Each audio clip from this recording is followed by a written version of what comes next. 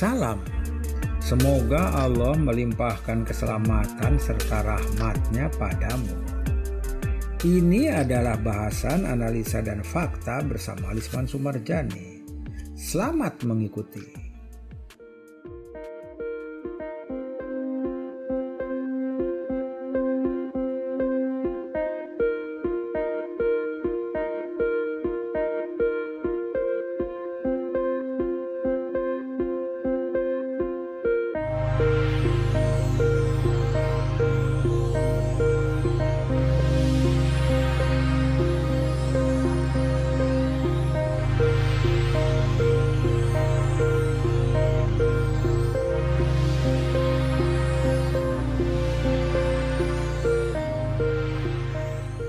Antara kelahiran negara Israel pada tahun 1948 dan selama sah Iran sebagai monarki yang berkuasa di Iran sampai terjadinya revolusi Iran pada tahun 1979, kedua negara Iran dan Israel memiliki hubungan dekat berdasarkan kepentingan strategis bersama, terutama sebagai dua negara non-Arab di Timur Tengah.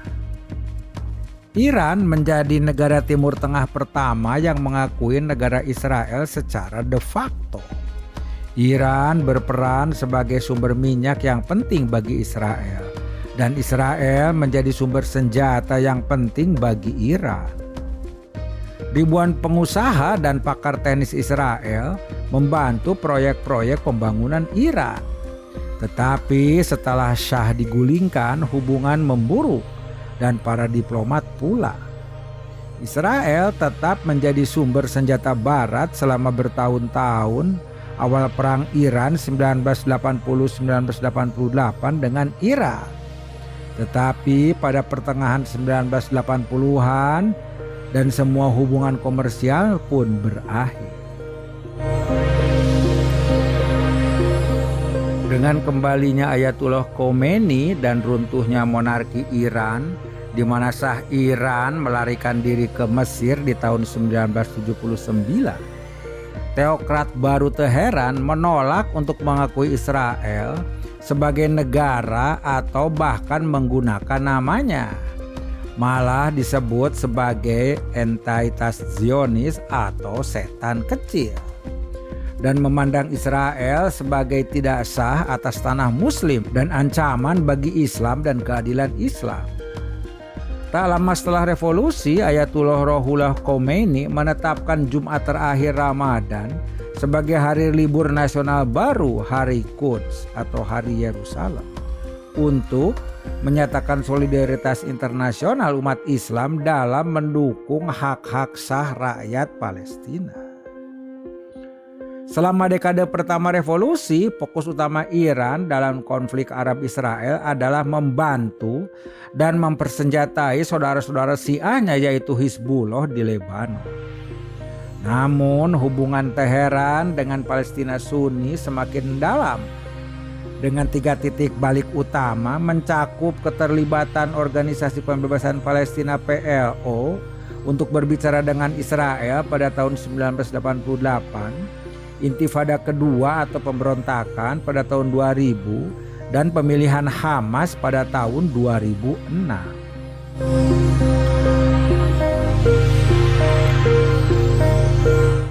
Selama pemerintahan monarki Iran, Organisasi Pembebasan Palestina PLO memiliki hubungan dekat dengan oposisi Iran. Banyak pembangkang Iran berlatih di kamp-kamp PLO di Lebanon pada tahun 1970-an. PLO juga mendukung revolusi 1979. Beberapa hari setelah revolusi, pemimpin PLO Yasser Arafat memimpin delegasi beranggotakan 58 orang ke Teheran. Perdana Menteri Mehdi Bazargan menjadi tuan rumah dalam upacara penyambutan resmi, di mana kunci gedung bekas kedutaan besar Israel diserahkan kepada PLO. Jalan di depan misi diubah namanya menjadi Jalan Palestina. Arafat melakukan perjalanan ke seluruh Iran untuk mendirikan kantor PLO di mana delegasinya tinggal untuk mengelola selama lebih dari 1 tahun. Namun, Khomeini sebagai pemimpin tinggi Iran tidak menyebut Arafat dengan tangan terbuka. Selama pertemuan 2 jam mereka pada 18 Februari 1979, Ayatullah mengkritik PLO karena agenda nasionalis dan pan-Arabnya. Dia menghimbau Arafat agar PLO mencontoh pada prinsip-prinsip revolusi Islam. Arafat adalah seorang Muslim yang taat, tapi dia menolak Khomeini. Arafat dan Khomeini tidak pernah bertemu lagi. Hubungan antara Iran dan PLO semakin terkikis ketika Arafat bergabung dengan dunia Arab dalam mendukung Irak selama perang 1980-1988 dengan Irak. Pada tahun 1988, Teheran juga mengutuk Arafat setelah dia mengakui hak Israel untuk hidup meninggalkan terorisme dan mulai pembicaraan damai dengan Israel dan berdialog dengan Amerika Serikat. Pemimpin tertinggi baru Iran, Ayatollah Ali Khamenei, mencela pemimpin PLO tersebut sebagai pengkhianat dan idiot pada tahun 1989. Arafat tidak mengunjungi Iran lagi sampai tahun 1997 ketika Teheran menjadi tuan rumah organisasi konferensi Islam. PLO tetap memelihara kehadiran diplomatiknya di Teheran, tetapi Iran tidak aktif membantu PLO lagi sampai tahun 2000.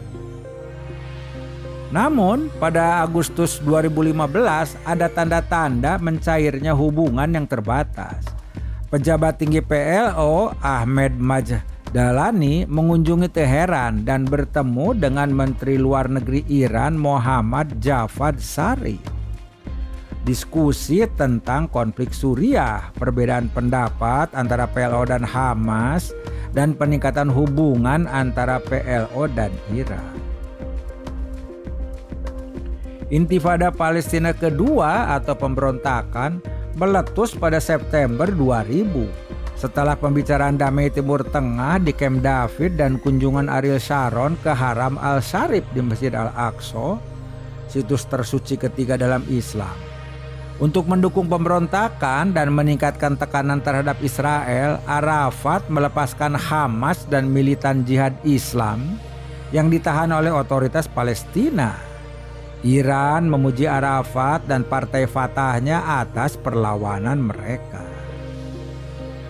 Pada tahun 2001, Iran menjadi tuan rumah konferensi kedua dukungan untuk Intifada Palestina yang dihadiri oleh anggota parlemen Palestina dan perwakilan dari Hizbullah, Hamas, dan Jihad Islam. Ayatollah Khomeini memuji Intifada karena mempersatukan Palestina. Iran memperbaharui dukungannya kepada otoritas Palestina Arafat terbukti ketika Israel merebut Karin A, sebuah kapal yang ditujukan untuk mendukung Gaza pada tahun 2002. Kapal itu membawa 50 ton bantuan termasuk roket Katyusha, senapan, mortir, ranjau, dan anti-tank. Rudal yang telah dimuat di perairan Iran. Kapal itu diserbu oleh serangan komando Israel di Laut Merah. Arafat menolak terlibat dalam kasus ini. Senjata itu jelas merupakan pelanggaran terhadap perjanjian Palestina-Israel. Tetapi Israel melihat hal itu sebagai tanda dukungan baru Iran untuk perlawanan PLO.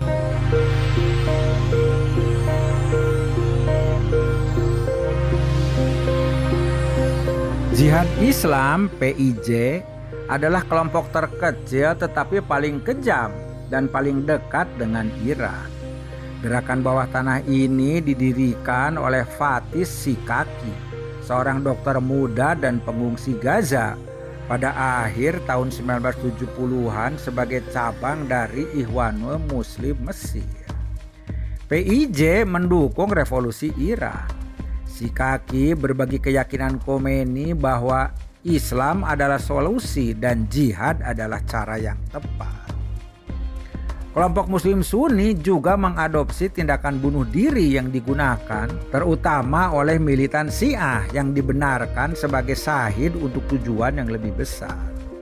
Sejak 1989 mereka telah melakukan lebih dari selusin serangan bunuh diri besar-besaran terhadap sasaran Israel. Tidak seperti kelompok Arab dan Sunni lainnya, Jihad Islam mendukung Iran Syiah selama perang panjangnya dengan Iran. Para pemimpin kelompok ini terpaksa keluar dari Gaza pada tahun 1988. Pertama ke Lebanon, kemudian ke Suriah, di mana ia sekarang bermarkas. Ramadan Abdallah Saleh menjadi sekretaris jenderal setelah pembunuhan Sikaki pada tahun 1995. Dia sering bertemu dengan pejabat Iran baik di Teheran dan Damaskus. Sering dalam pertemuan dengan kelompok militan Palestina besar lainnya. Saleh dilaporkan menghadiri pertemuan di Teheran pada tahun 1996 ketika berkoordinasi dengan pasukan Quds, sayap elit pengawal revolusi yang menangani operasi luar negeri Iran. PIJ mewakili perwakilan di Iran. Iran telah mempersenjatai, melatih dan mendanai PIJ. Meskipun bantuannya dilaporkan tidak sebanding dengan dukungan untuk Hamas atau Hizbullah Lebanon. Pada Mei 2015, hubungan PIJ Iran tampak tegang. Iran membatasi dukungan keuangannya kepada PIJ karena menolak untuk mengecam serangan yang dipimpin Saudi terhadap Houthi di Yaman. Teheran kemudian mengalihkan dukungannya ke gerakan Al-Sabirin di Gaza yang dipimpin oleh Hisham Salem, mantan anggota PIJ. Kelompok ini dilaporkan dalam kesepakatan total dengan Iran mengenai isu-isu regional. Status pendanaan PIJ tidak jelas pada akhir 2015. Pada bulan November, seorang pemimpin PIJ mengatakan bahwa Iran tidak pernah berhenti mendukung Palestina dan para pemimpin Palestina. Dan Ali Akbar Velayati, penasihat utama pemimpin tinggi Iran, mengatakan bahwa Teheran tidak akan berhenti membantu PIJ di antara kelompok dan sekutu lain di kawasan itu.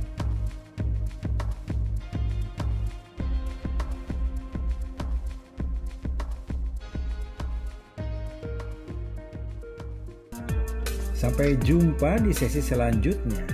Kami hadir mingguan secara rutin. Silahkan subscribe agar Anda tidak ketinggalan dari analisa dan fakta bersama saya, Lisman Sumarjani. Salam.